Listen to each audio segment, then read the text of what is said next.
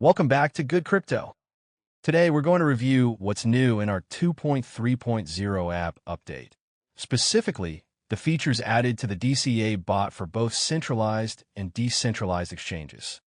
First is a long-awaited cost mode for both SEX and DEX DCAs. In simple terms, this gives you the ability to choose whether you want to set how many coins to buy with each DCA order or how much in stablecoins, such as USDC or USDT, you want to spend to buy those coins. This feature works for spot and futures trading on centralized exchanges, as well as on decentralized exchanges. Let's start with an example of a spot exchange. We're looking at the Sol USDT trading pair and setting up a DCA bot for it. Say my goal is to lock 2,000 USDT into this DCA. This is the total amount I'm willing to allocate for the bot to trade with. In this case, we have 10 averaging orders, all of equal size. Both the entry order size and the first averaging order size are set to 1.15 SOL, which is currently worth around 200 USDC. With 10 orders of around 200 USDT each, the total amount locked into the bot is around 2,000 USDC. However, the problem arises when the price of Solana changes. As we know, it's highly volatile. If we start with 2,000 USDT locked into the bot at the current price of $178 and the price drops back to 100 USDC, where it's been not that long ago, the bot would only use around 1,000 USDT to trade, leaving a significant portion of capital unused. Obviously, that's not something we want. On the other hand, if the price of Solana rises to its recent peak of nearly $300, the bot would require over 3,000 USDT to operate. But what if you don't want to take on that much risk? Or if you simply don't have 3,000 USDT in the account? Or you're trading futures with leverage? Then this rapid shift in required funds could impact your other positions or even lead to liquidation if you don't have enough margin left. As you can see, the current system of setting order sizes as the amount of the coins you want to buy can create all kinds of problems. To solve this, we've now introduced the ability to set order sizes using cost mode. To utilize it, all I need to do is switch from SOL to USDT and set the amount of USDT I want to spend with each order. In this case, I set 200 USDT for both the entry and the first averaging orders.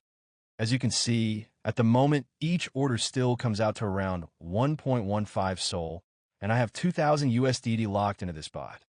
However, now, regardless of whether the price of SOL goes up or down, the bot will continue to use exactly 200 USDT per order. This way, if the price goes down, the bot will buy more SOL. If the price goes up, it will buy less SOL with each order. But either way, you can be sure that it will place exactly 10 orders of 200 USDT each, locking a total of 2,000 USDT into the bot. This creates predictability for your portfolio and risk management, and it does not distort the bot's profitability calculations. This feature works on futures exchanges as well. Let's switch to the futures contract for the same instrument. Here, you can also switch order size to USDT to ensure that all order sizes are fixed in USDT terms and won't fluctuate with the price. Now, if we switch to our DEX DCA bot, you can see this feature works pretty much the same. Once again, we're looking at the Sol USDC pair on Solana, and right now I have 10 orders, each with a multiple of 1, all for 1.15 SOL. This means I will be using 2,000 USDC for this bot. However, since this amount will fluctuate with the price of Solana, I'll switch to USDC and set 200 as both the entry and the first averaging order size. This way, I'll have the same 2,000 USDC locked in the bot, regardless of what happens to the price of Solana.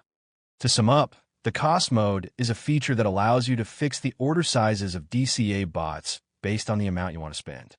This locks in the funds the bot uses for each iteration, ensuring predictability. It works on both centralized and decentralized exchanges, and on centralized exchanges, it can be used on both spot and futures. The cost mode will be enabled by default for all DCAs. You can always turn it off by switching to the base currency. However, there are only a few scenarios where you'd actually want to do that. The only caveat when trading with the DCA bots in cost mode is that you need to be aware of the minimum order size requirements of centralized exchanges. If your order size, like in this case with 200 USDT, is well above the minimum requirement, then there's no issue.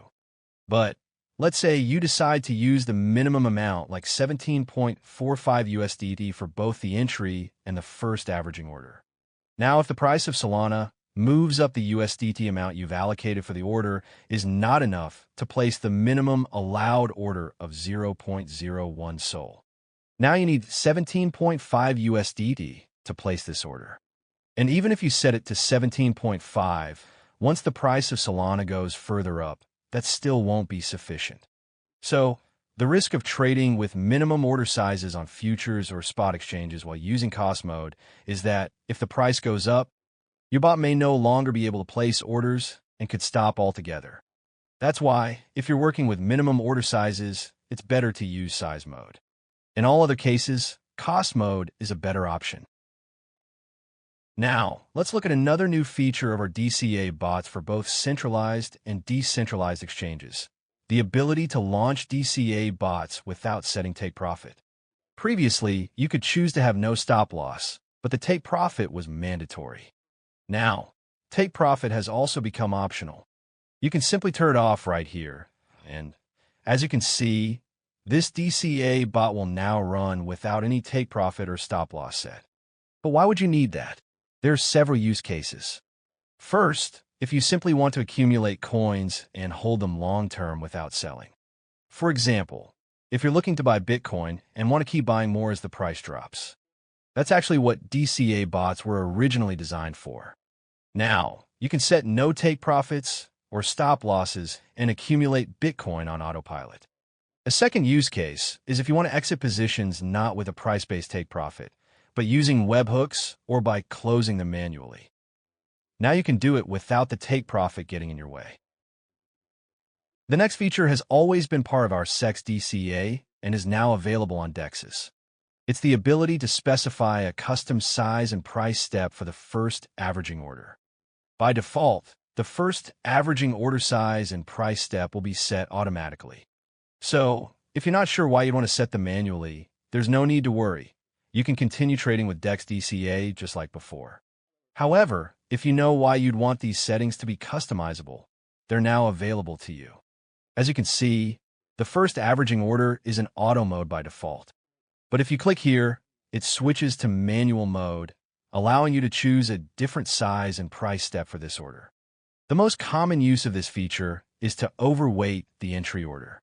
For example, if you want your entry order to be 5 times the size of the first averaging order, you could do that now. Overweighting your entry order helps bots' profitability to remain acceptable, even if the price doesn't dip too much. Another DCA feature now available on futures exchanges is the ability to turn off the reduce-only mode for orders that close your position, such as take profits, stop losses, and exit orders. By default, on futures exchanges, all take profits, stop losses, and close position orders are sent with a reduce-only instruction. This ensures that, in case of any issues, the bot won't accidentally flip your position.